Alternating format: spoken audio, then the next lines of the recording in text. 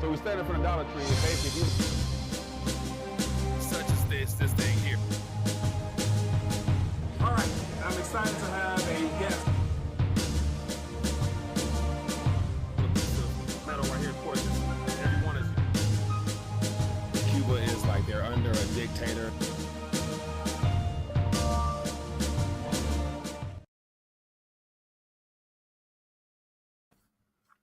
RTD Live Talk, Detroit's #1 YouTube talk show. Checking in a little earlier.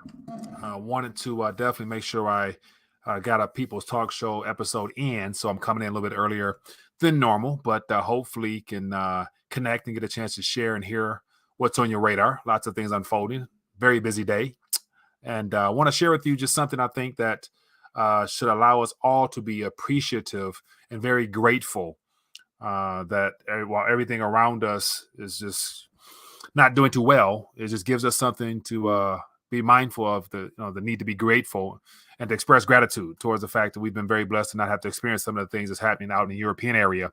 And I'm referring to the energy crises underway and the impact it's having on businesses and households and things of that like. So anyway, got a couple articles to share with you, and definitely want to connect and find out what's on your radar. So feel free to let me know. Any first-time viewers in the community, welcome. Let me know where you're watching from via the chat. And then, of course, we'll do a little call-in session. Number is 313-462-0027, where you can call and let your voice be heard.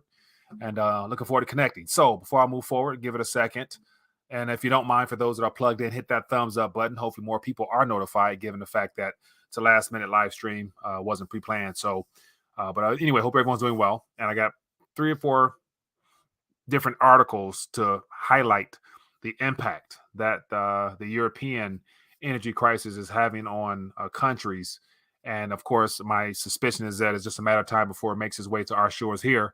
And so between now and that time, if it happens, just to be, very grateful for the opportunities we do have to be not in that type of predicament as of yet, and hopefully not at all. But anyway, Coach Tanisha, how you doing? We got Common Human, if I'm not mistaken. How you doing, my friend? We got I Am checking in.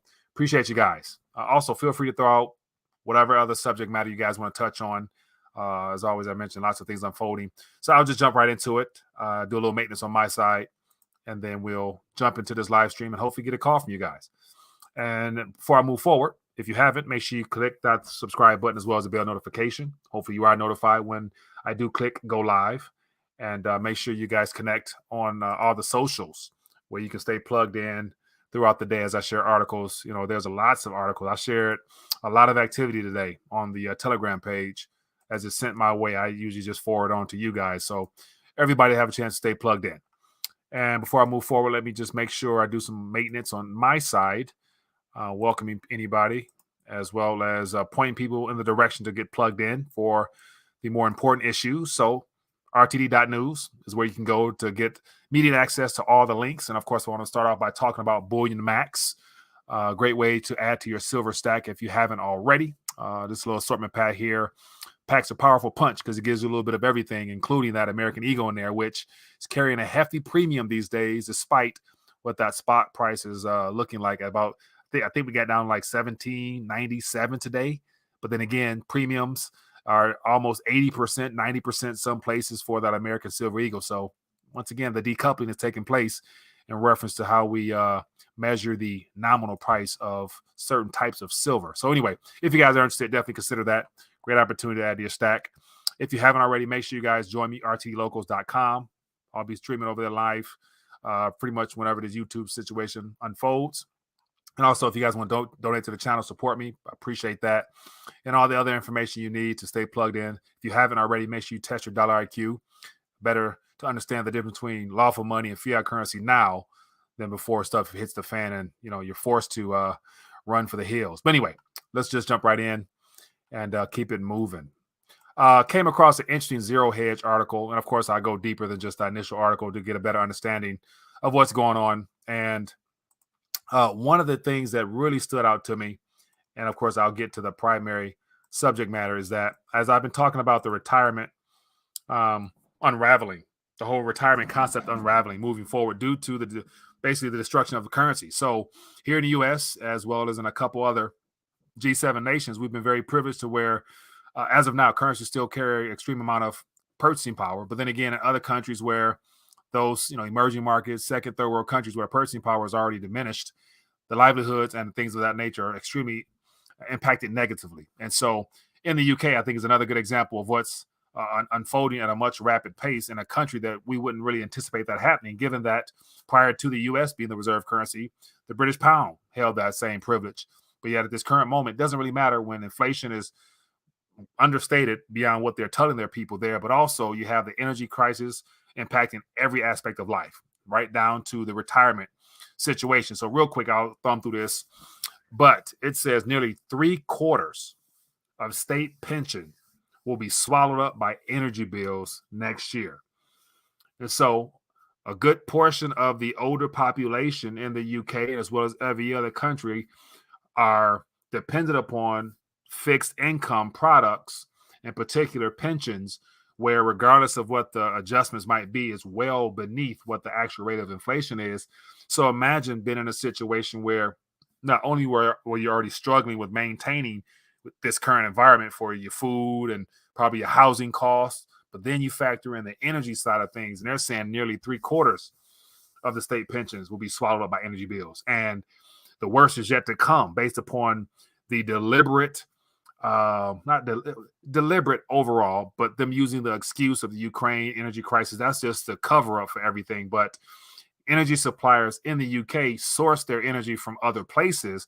And as costs go up for them to obtain their energy, it only trickles down to all the subsidiaries as well as all the smaller companies that distribute energy throughout the country. And they're having issues, i.e., having some debt problems. So it ultimately all boils back down to indebtedness by the public and private sector and the inability for governments to maintain this narrative. But real quick here, it says pensioners face terrifying winter as latest price cap predictions suggest annual gas and electricity fees could hit £7,000. And so this is a very detailed map. The UK, usually the Daily Mail is from the UK. It usually does a good job of painting a very dire and bleak picture, but it's realistic. It says energy regulator Ofcom said the price cap would rise from 1971, which is right now, to 35.49. It says the price cap is predicted to rise to even higher to over £6,600 next year. And just for those who are wondering what I'm talking about here, so here's a visual aid here, just talking about how when the government stepped in to help, the energy minister helped to cap things at a certain rate at which they can charge certain thresholds of the economy.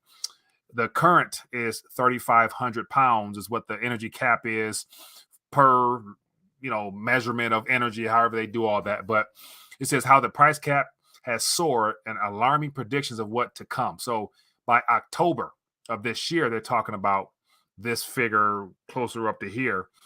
And so here we got this entire map here looking very unpleasant heading into next year. And winter's not even here yet. And here's just some prices here of what's transpired from, as it says, monthly bill today compared to what's coming in October and the differences here. So if you're paying $1,000, you're going to be $1,800. That's just more unforeseen bills. And so here's a picture here. It's a guy saying eating or heating. No one should have to, choose. But that's just how the system rolls. Anyway, here, there's more details here, but it impacts those on fixed income severely outside of the people who are actually working and having problems. So definitely whenever I see something about pensioners, retirement, people in retirement, that definitely touches home because I'm thinking like that's here in the U.S., that's 74 million plus individuals either in or entering retirement. And as I always say before, it's going to completely alter the mindset of people, how they view retirement. And for those in the younger generations, the word retirement will not be around, in my opinion, the way that it has been before. But anyway, keeping it moving. Here's that article I was referring to. It says, how in the name of God shocked Europeans post astronomical energy bills as terrifying winter approaches. And so this was the picture here that just icing on the cake here. And so here we have the bill due, and by next week, next Tuesday, this bill is due, and it's £9,800. And she was not used to paying anything like that, to the point where she's shutting down her business. And so it's a very sad story.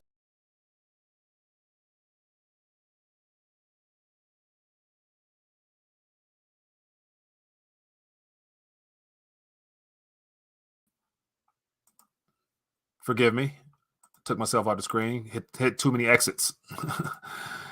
Hit too many exits. Should be good. Apologize for that. Hit the wrong button. All right, keep it moving. But as you go through here, it's just this basically highlights how more and more people have been posting. And actually, some of the posts are, I got to refresh the page here.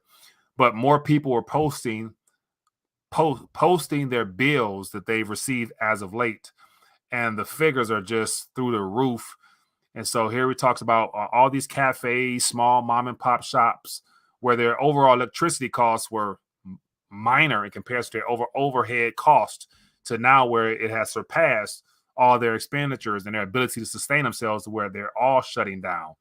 And they're saying basically that nothing has really even kicked in as of yet in comparison to where it's going. But just more sad stories here talking about, the Dorset pub closes after a 58,000 pound increase in utility costs. So not quite sure how and what that could ever happen, but they're finding a way to destroy the UK businesses real fast. So just something to talk about here. And then here is another little article here. It says households across the UK are about to experience an 80% jump in energy costs. And this is from a couple days ago. So impacting everyone's lives in the UK and surrounding areas, especially within the continent of Europe. So there's something I wanted to bring to your attention, just because when I saw this, it definitely touched home the heart. And it made me just say, Lord, I thank you. Just made me really grateful that at this current moment, those type of things are not happening here. And so a lot of this stuff is self-inflicted, no doubt. So I don't feel any type of remorse for the government there, but it's the government's decisions and their malfeasance that has led to this. But then again, it's all planned. And majority of people who are in that area there, they can't really see beyond their current financial situations to be able to point the blame to the actual culprits behind this.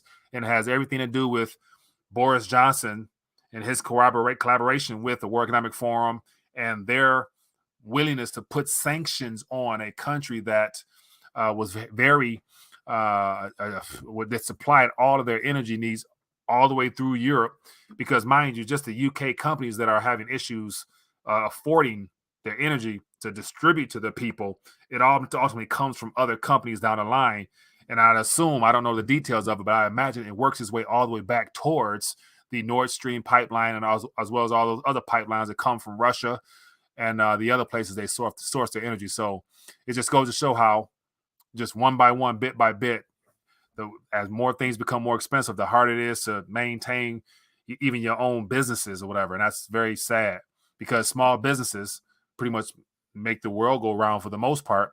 And from last year's lockdown, basically categorizing essential and non-essential businesses to the point now where they're literally making it so that most businesses can't afford to stay open.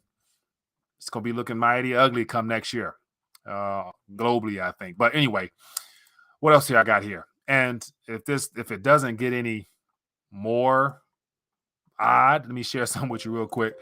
And then I open up the phone lines. Changes may not be saved. Okay, let me try to open up this window one time, because this has to do with energy. And in particular, it's about California. But for some reason, let me cancel this. My screen is acting up on me, so may or may not be able to get it open. Work with me real quick. But as of now, I'm still able to stream. So, a little glitch on my side. So I may not be able to do it. But anyway, as of now, you still can see me. So I'm having issues on my side, but I'll work around it. But it looks like in California, due to this holiday weekend and the severe heat wave coming through the West Coast, there's an article where they're telling Californians that you might need to dial back on your energy usage because of the extreme possible triple-digit heat wave coming through this holiday weekend. And what was comical in a sense about that was they told people that own electric vehicles, it might be wise for you not to charge your car, because charging your car could, hinder the electricity grid as far as pulling more than they are willing to have the people pull. So just imagine that. They're steering people towards electric vehicles, but then on the flip side of that, due to a circumstance that they're experiencing in that state, they're telling people that it might not be wise to charge a car. So if that's all you have, then what do you do? And that's just some of the asinine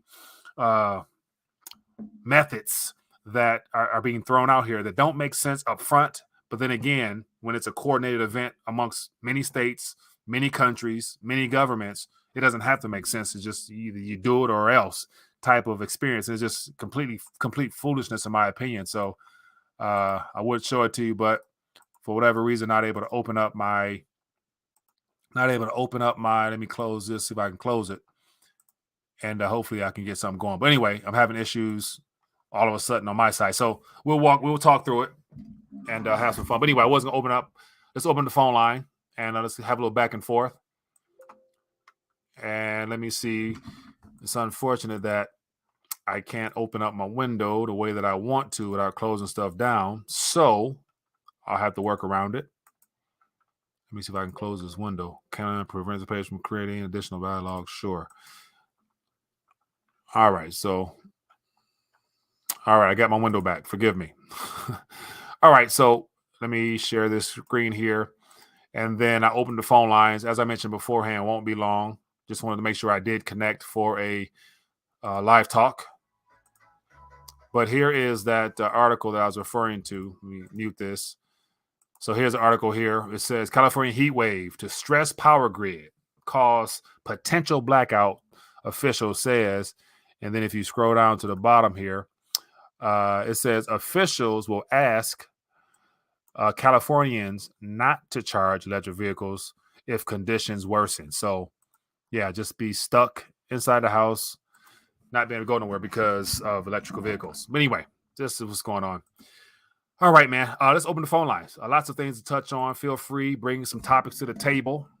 Streaming a little bit earlier than normal, but hopefully get a chance to hear from you guys directly. So give me a call, as well as throw out any other subject matter that came across your radar or whatever you're feeling out there. Let me know. And we can touch on that. We burn it on border with Finland every day, $100 million. Let me see here. CTAC says we burn it on the border with Finland every day for $100 million. Let me know what you're referring to, CTAC. And if I'm assuming you're in Finland, let me know. What are you experiencing on the streets over there? Mr. Rocky Boy, listening from Northern Michigan. Appreciate you, my friend. Thanks for tuning in. What else we got here? China is selling Russian gas to Europe. Sun goes. Yeah, great point. I mentioned that last night. I did see that article. And so basically, China's making some side change of redirecting Russian energy through their coffers, putting a little premium on top of it, and then shipping it away. And I think one of the articles I mentioned or saw is that I think was it Greece? I think it's Greece, if I'm not mistaken. There's a one of those European countries or southeastern nations that they're supplying the tankers to where literally they're taking Russian oil, filtering it through China, I'm assuming through those energy pipelines, loading up tankers from another country and then exporting it to Europe and other places like that. So, yeah, they got a whole little system going over there. But anyway, let's talk. Hello, caller. What's your name? Where you calling from? Hey, Mike. This is Chris from LA in the UK. Chris, what's going on, my friend? How you doing? I'm good. Just checking in. I ain't called in a while, so I decided to call in. Yeah, man. Now, so you still in the UK? Yeah, this is where I live. So I'll be out here until the visa's done, which should be 2024 in November, and then I'll probably move to Kenya. You moving to Kenya? Yeah, my wife is Kenyan, so I'll probably end up moving to Kenya. Okay, that's a nice another jump there. Give me the what are you seeing as far as the whole, because the media giving us is UK. Of course, we see the cost of living crisis trending and all those things. Is it nationwide or is it certain pockets, or what do you experience, if you don't mind sharing? Well, it hasn't really hit us. I guess it depends on, like, just like in the U.S., it depends on the income of the person. Correct. But I mean, it's definitely a big topic. Most people out here are talking about it. Mm-hmm. You know, people I work with, they're all like, man, the cost of living is crazy. Mm-hmm. You know, so they're talking about it all the time. Right. But I live.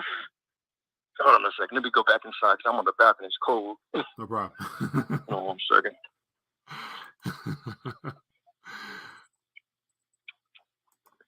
But yeah, people I work with, they're complaining about it. They're like, man, the cost of living is crazy. Mm-hmm. You know, it's starting to get expensive.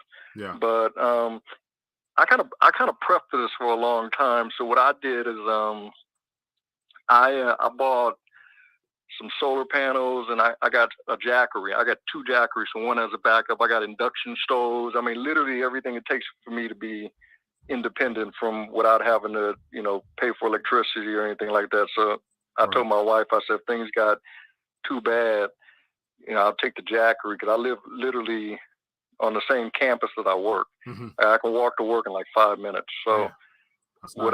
what I'll do is I'll take the jackery and I'll just walk, when I go to work, I'll leave one that's already charged and then I'll take one and just charge it up. So that way I can use the government's electricity and I could just, live for free as far as electricity. I don't have to pay for any electricity because where I work, I can just plug it in and let it charge while I'm working and then I'll come back home right around the corner. Right.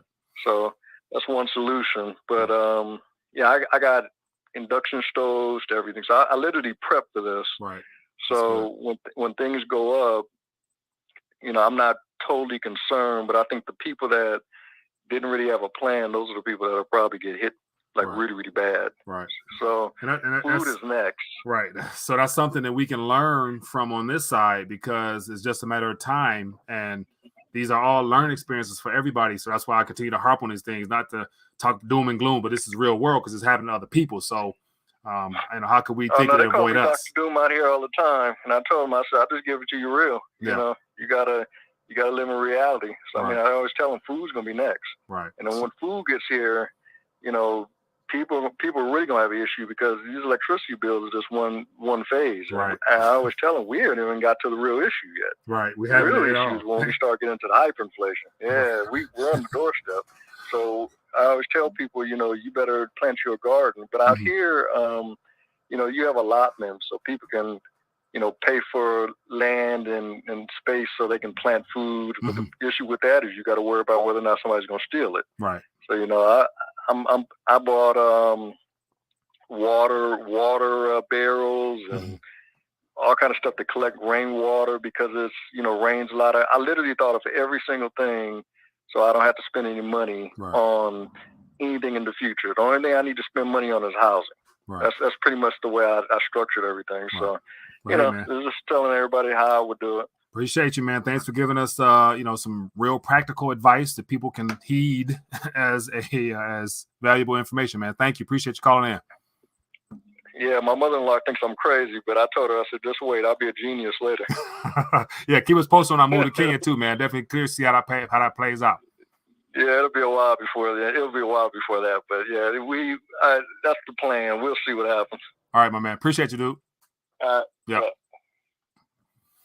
Yeah, real world scenarios, man. So just from practical information shared, the biggest takeaway from everything he shared was he prepared in advance, took advantage of opportunities when things were a lot cheaper, bought it so that, he'll have some emergency cushions if he needed to fall back on those things. And also financially speaking, he's in a position where he's not, not too bad. So something we're definitely worth being grateful for. All right, a couple more calls, then we get it dialed back. As I mentioned, won't be long. Just wanted to check in and share with you what's happening across the pond and give you just something to, count your blessings over. Definitely, if you're in a position where you have lights on, gas on, and you can make those bills, that's definitely something to be grateful for.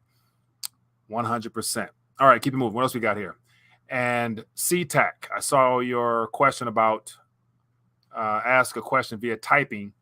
And so I won't be able to type, but just let me know how things are in Finland, I believe.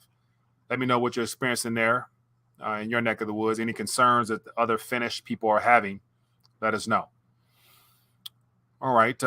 Feel free to give me a call. Phone lines are open. And also, I shared, as I was keeping an eye on silver prices earlier, We got down to $17.97 or something.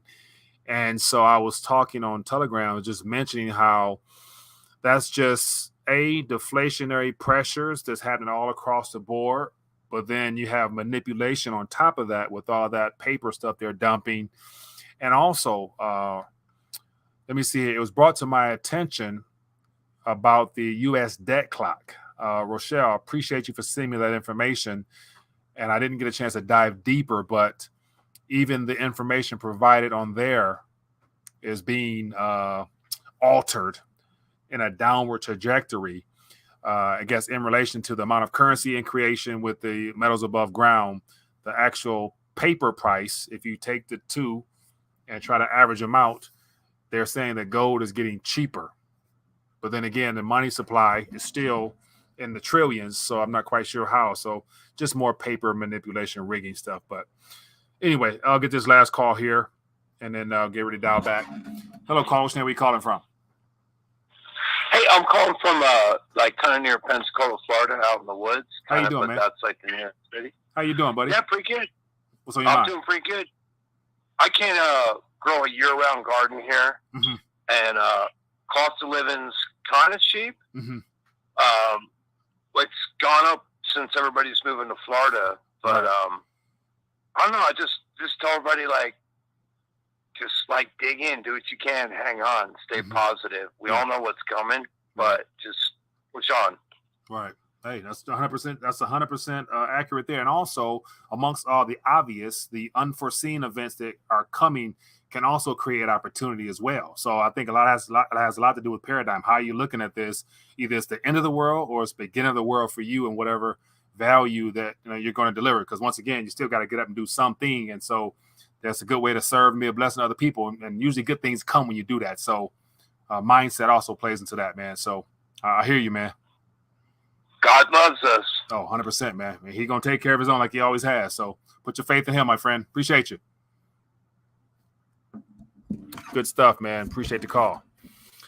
Yeah, man. That's where it always falls back to those three areas I talk about. You got the natural, practical, spiritual. In the natural, we're witnessing. We're getting a chance to learn in real time based upon examples that's happening all around us. With that, you take that, you process that. That's called wisdom. You apply it to something that you can utilize. That's utilizing that knowledge. And that means getting ahead of the curve and everything you need to prepare and brace for impact. And then you take all that and you wrap it up and type it up a nice little bow, and you put it in God's hands. Give it to him. Let him order your steps and do what he got to do with it. Just because beyond all that, we still got a mission to do. We're still got a calling on our lives that has a lot more to do with more important things, and it has to do with human souls. Because beyond all this, from the health side of things, we got a whole lot coming this flu season. It's going to be a hell of a flu season you watch. And, of course, the impact of that experimentation people put in their bodies is starting to rear its head above ground. More people are dropping like flies out of the blue, young, healthy people. So, yeah, more issues, man. But, I just want to check in for a quick minute and remind people to count your blessings, regardless of what you're experiencing. That could always be worse. Be grateful for what you have. Continue to grind hard for more. You know what I'm saying? We got a lot more to work for than just the material things. You know what I'm saying? We got to work for our spiritual aspects as well, trusting in the Lord. So anyway, people, that's all I wanted to do real quickly. I wanted to connect with you guys. Hope this was an informative live stream, and hopefully you guys got some value from this. If you did, hit that thumbs up button. Show your support for the channel. Take this video so people can realize that this ain't like just, the doom and gloom. This is real deal here. You can hear from the callers and things of that nature, some practical advice. Take this video, share it so other people can stay plugged in and stay informed.